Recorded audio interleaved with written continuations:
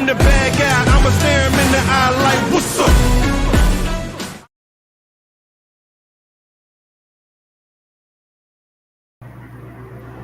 Hello, everyone. Thank you so much for tuning in. Sorry for the delay. Technical difficulties. You guys know how it could be. I would like to just welcome you all to my day 12. I'm sorry, day 12 of my journey, my story, my strength challenge. Oh my goodness. This has been a very challenging day, just trying to get to you guys. But this journey is going to, like I always say this all the time, you guys, these journeys are not going to be easy. Okay. This is one of my hard days. And it's not just about healing. It's about reclaiming the parts of me that were broken before I even understood what pain was. This challenge, I didn't do it for just the views, because of course I want to be able to reach an audience. I want to have views. I want to share my story. That's the whole purpose of a platform like this in the first place. But I didn't do it just for views. I didn't do it for praise at all. I did it for me.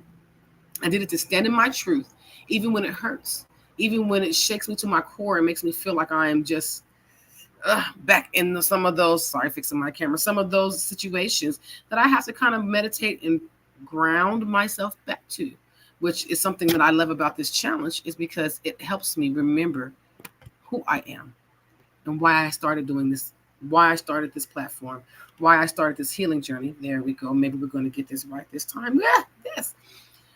So that's what this is about. But if you are listening, maybe this is for you too. Maybe you need to know that you're not alone, that the pain you bury deep inside is not your shame to carry. It's not yours anymore. Just let it go. And as you can see, all over the place, healing is messy. It's brutal. It's not straight. It's not, there's no book to teach you how to do this. Like if there was a book that can guide us on healing, I'd be the first one in line spending my money to get it, but it's not. It's non-linear. It's all over the place, but it's possible. And this challenge is my proof to myself and to anyone who's watching that everything that you're going to hear that I've gone through, some are going to be really horrific. Some are going to be simple. Some are going to be normal. Some are going to be hard to hear. Some are going to be just like all moments. But it's possible. It's possible. So trigger warning, of course, this episode contains things of colorism, childhood rejection, emotional neglect, and identity-based trauma. If you have a history of trauma around familiar rejection or emotional abandonment, please listen to yourself. Pause if you need to, walk away if you need to, but your safety is what matters, okay? So today I kind of want to tackle something that no one really wants to hear, and it's what made me feel like I was worthless. It was one of the things that started. I'm not going to say that was the only thing, but that's where it started, right? It was where it started in the first place. I didn't grow up with the best environment where it came from, uplifting and motivating and encouraging. We were a big close-knit church family. Everything was pray about it, take it to God, all that, but it wasn't really much other than that. Oh, and of course that hustle, we had to stay on that grind. But I was one of the darker skinned ones in my family, and it was obvious in the way that I was treated, that I was different. I know now as an adult that there was nothing wrong with me at all. And kids are mean. Kids are cruel, I also felt a lot of the way that I was treated had to do with some of the secrets that surrounded my conception and what was going on with my biological dad and my mom, and things that I discuss more in my actual podcast, Insights of a Survivor, that airs Fridays, 7 p.m. Central Standard Time. Tune in. But I talk more in depth about that. And it's also in the book that I wrote, A Place to Belong by Perry Jasper. It's in Amazon. You should look that up. It's really good. There's a huge trigger warning with that book, because if you think the things that I've been saying here is bad, I don't hold back in that book. So if you really want to know about my bio father and the circumstances surrounding my conception, which led me to probably be treated the way I've been treated, that I'm going to talk more about in this episode, go ahead and pick that book up, okay? But either way, whether it was because of my skin being darker, which was really pointed out, the way I looked, the way I acted, or if it was because of what my mom went through with my father, or the circumstances around my conception, the changes and the differences in how I was treated, I noticed it. It was noticed.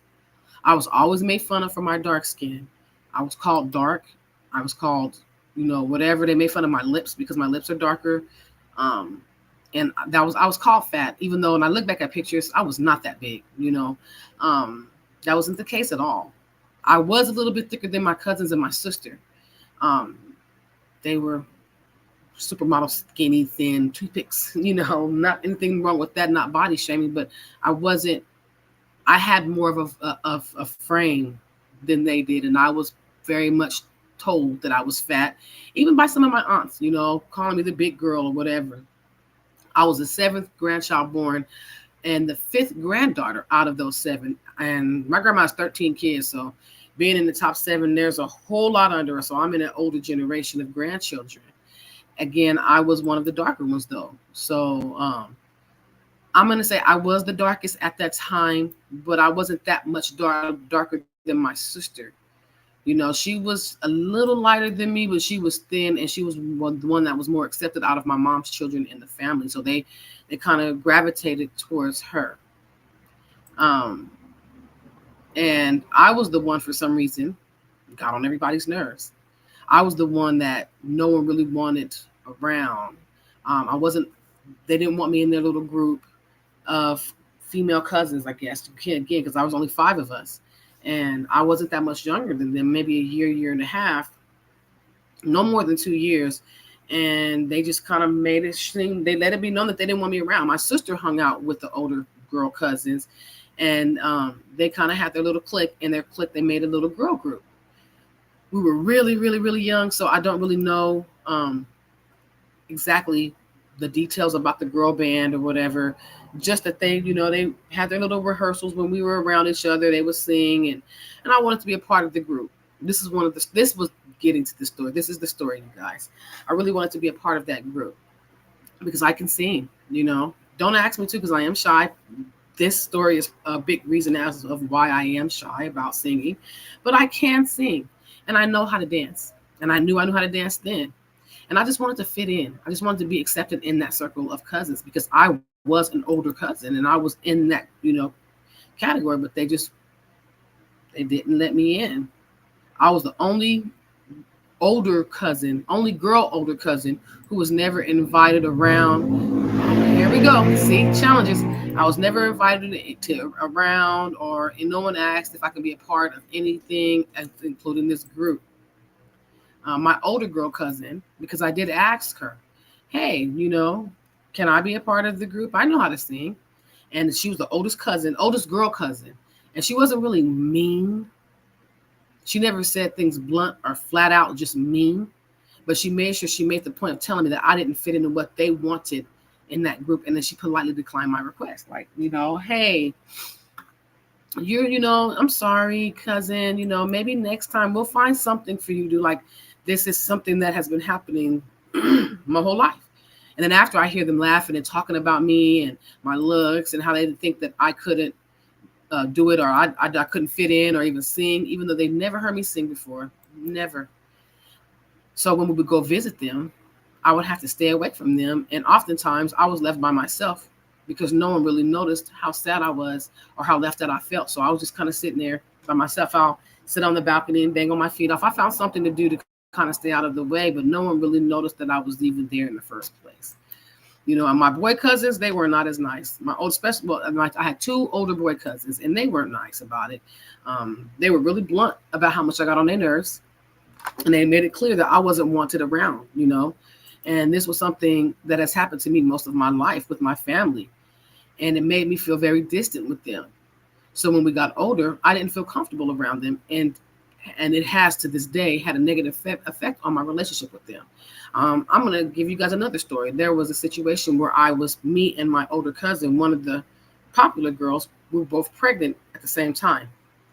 My son, I was invited to a baby shower and told that the baby shower was going to be thrown for the both of us.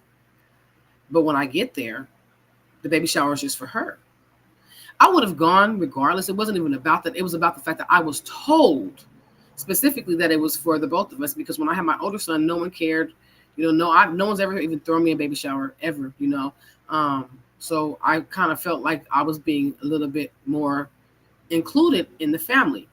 So when I go there, I'm not only am I humiliated, I'm asking everyone like, hey, where's the stuff for me? I thought that this baby shower was for the both of us, and no one understands what's happening. Oh no, this is just for her.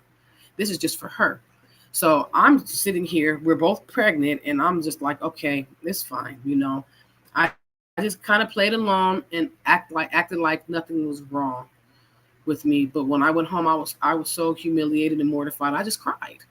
I just cried. I felt so alone, and it was like another hit in the face to remind me that I wasn't in the in crowd with this family. So I don't really deal with a lot of them to this day. And from what I assume, the way they act, they don't really know why I don't talk to them, or I don't really like to answer their calls a lot. But this is why they've always made me feel like an outsider, and it's like they went out of their way to do that. So if they don't know, and if they decide to watch this or not, they won't. Now they do know. They have always made me feel like an outsider until I stopped trying to be accepted. And I just became that, the outsider. If I ever needed anything from them, it was a huge, it was just like this huge deal. So now if I need anything from them, I don't like to ask. And when I do, if I get a response, which most of the time I don't, it's once again rejection. Like with this platform. I did reach out to a cousin of mine. I asked him because he knows people that may be able to, view my stuff, see if they like me, and help build my platform. I didn't ask for money. I never really asked for money. I mainly just asked for support because I don't really have that. If we have support from one another, then sometimes we can grow a lot faster instead of doing it the hard way. I'm fine with doing it the hard way, but if I can have someone support me through some stuff, I would ask. I think I messaged him maybe a month, maybe 2 months ago, asking him for help, and he hasn't responded yet. He's been on his social media a few times, and I'm not sure if he's seen my message or not. But if he has, he chose to ignore it and not give me any answer. But he's one of the main ones who will say, "Call me, cousin. Call me, cousin." Okay, you know, no, it's fine. I don't really feel comfortable talking to you because again, you let me see something that makes me have those familiar feelings of being an outsider, and that's fine. But I, instead of allowing myself to be triggered, I prefer to just kind of keep myself distant from you guys and just do my own thing. I do have a cousin who's been very supportive of what I'm doing, and actually she's one of the ones she may not be happy with what I'm saying today because again that was a long time ago, and she actually has apologized and acknowledged that she did treat me differently and didn't understand what she was doing, and I forgave her, and I do speak with her on occasion, but not as much as I could because I don't feel comfortable. I have an aunt she's probably one of the ones who's been around me the most, and she's supporting me through this, the best that she can. And other than that, you won't see my family commenting on a lot of these. You'll see one of my older sisters, or aunt maybe, a cousin. But again, you heard me say my grandma has 13 kids. So to tell you how many cousins I have, good luck with that. And to know that, I'm still struggling for support from them. It's discouraging to want to build anything with them. But at this point in my life, I'm very accepting of it. I'm used to it.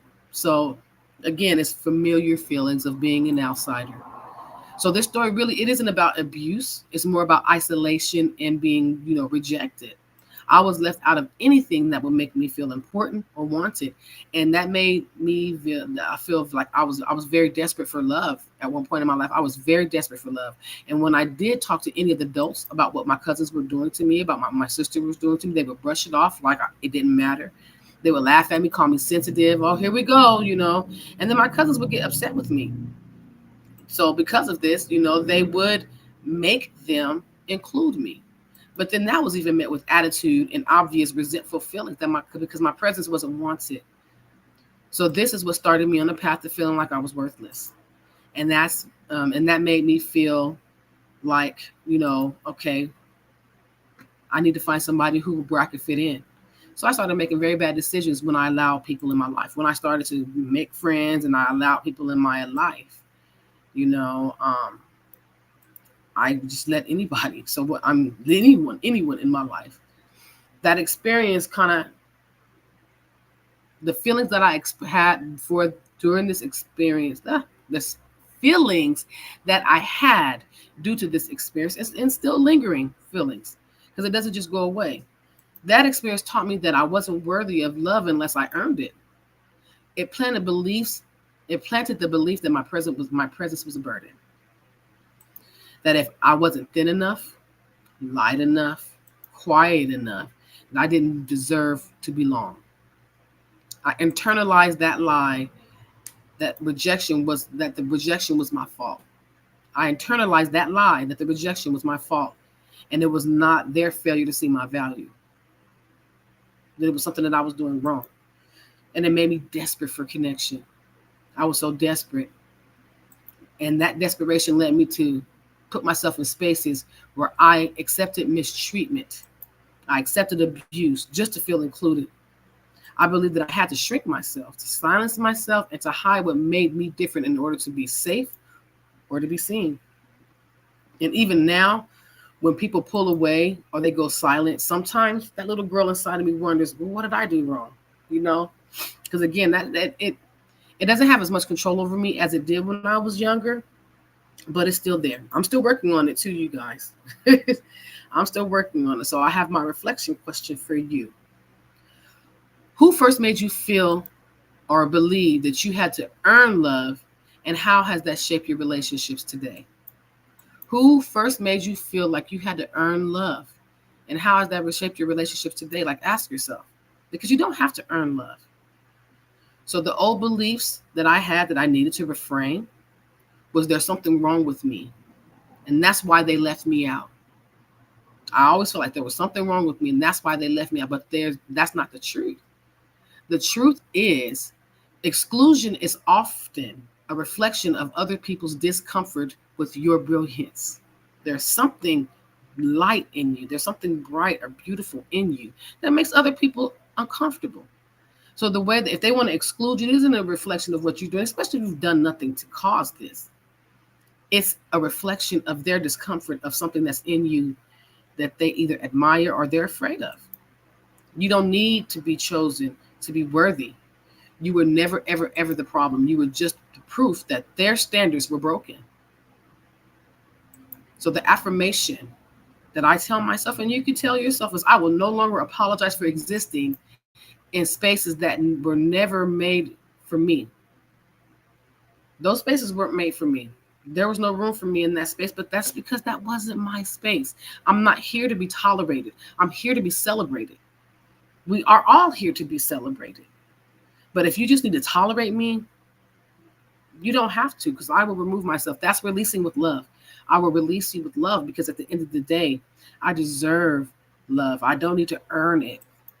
And if something in me annoys you to the point where you have to put me down and make me feel like I need to shrink myself, then I don't need that person in my life, family or not.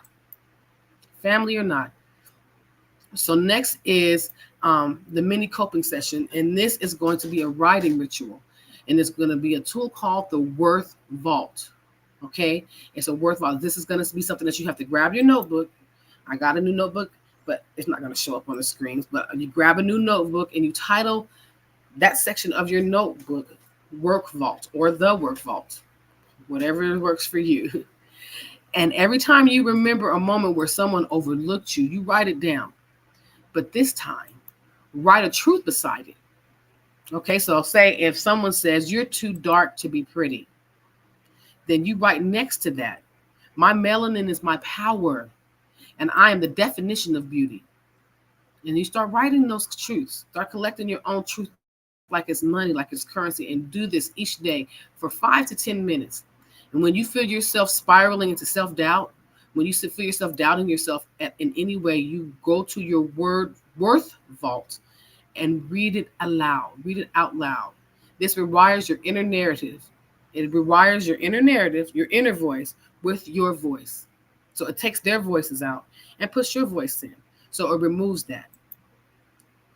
That's what that does. So you ready for your empowerment challenge? 1 minute empowerment challenge. And this is going to be challenging, okay? Write down the name of one person who made you feel unworthy. Just one person. That's it. And then write a full page, one whole page, explaining why they were wrong in making what they said or excuse me, what they said or did to make you feel unworthy. Use every single sentence that you write as a declaration of power. Don't be polite, and don't hold back. Remind yourself that they don't get to be the author of your identity anymore. They don't get to tell you how to feel about yourself. They don't get to control your identity. They don't. They do not. And so that brings us to our survivor shout out, our survivor spotlight. And I'm going to shout out our spotlight on Miss Precious Lee. Miss Precious Lee grew up in the South of America, down in the South. She grew up down South in the United States. And she was a dark-skinned Black girl in a world that was praised. They praised Eurocentric beauty. We all know what that means. A world that praises Eurocentric beauty. And she grew up as a dark-skinned Black girl. And from an early age, she was singled out for her tone, for her skin tone, her body shape, and the texture of her hair. Kids called her names. The teachers overlooked her, and she was often left out and isolated. She was made to feel invisible. It sounds really familiar to a lot of us, right? The world told her she was too black, too big, too bold, but she refused to be erased. Right. She refused to be erased. The emotional weight of that constant rejection planted seeds of self-doubt that took years to unlearn. And it does take years to unlearn. Some of us are still in unlearning it, and she may still have some triggers herself. She internalized the shame and struggled to see herself as beautiful or as worthy. But with time, therapy, and unrelenting spirit, Precious began to understand that her difference was not a flaw. No, ma'am. No, ma'am. It was a power. It was her power. It was her superpower. And she became one of the first Black plus-size supermodels to walk the Versace runway, okay? Disrupting the fashion industry, and disrupting their norms, and proving that beauty is not confined to whiteness, thinness, or the ability to conform yourself. So I don't have to go down to a size 0 and bleach my skin and dye my hair, perm my hair, put chemicals in my hair to conform to make you say that I'm beautiful. She now uses her global platform to challenge colorism, fat phobia, and anti-Black beauty standards. Her unapologetic presence affirms that to young Black girls that their skin is divine, their bodies are sacred, and their existence is revolutionary. Yes, ma'am. Yes, ma'am.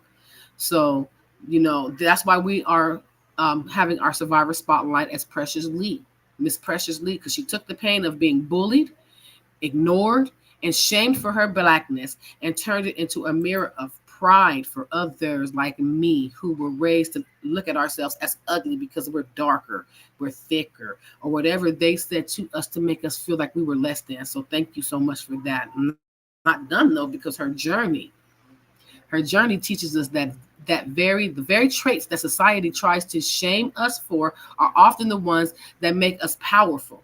She didn't just survive in isolation. She became the light for those still in the dark. Now she walks runways and speaks truth into spaces that once tried to exclude her. She embodies healing through visibility. Precious didn't just survive exclusion. She refined the whole damn system. So I thank you today, Miss Precious Lee, for being a voice of those of us who felt like we were invisible and unseen. So if this story stirred something in you, if you've ever been pushed aside, made to feel like you're extra, like you're the leftovers or the afterthought, this challenge is for you. Tune in every single day, even if you have to catch it on replay. This isn't just my story. This is the truth behind how I became the woman I am today. And you can watch it on my channel, Empowered Voices, Finding Strength in Survivors. Your story doesn't end in pain. Y'all not gonna get tired. I'm not gonna get tired of saying that. It doesn't end in pain. It begins in power. See you tomorrow for day 13. I love you all. Stay strong. Heard you looking for a hero. Well, look up. No more running from the bad guy. I'ma stare him in the eye like, what's up? I know the journey got hard for me. I got the heart of a champion. If I get knocked down, I get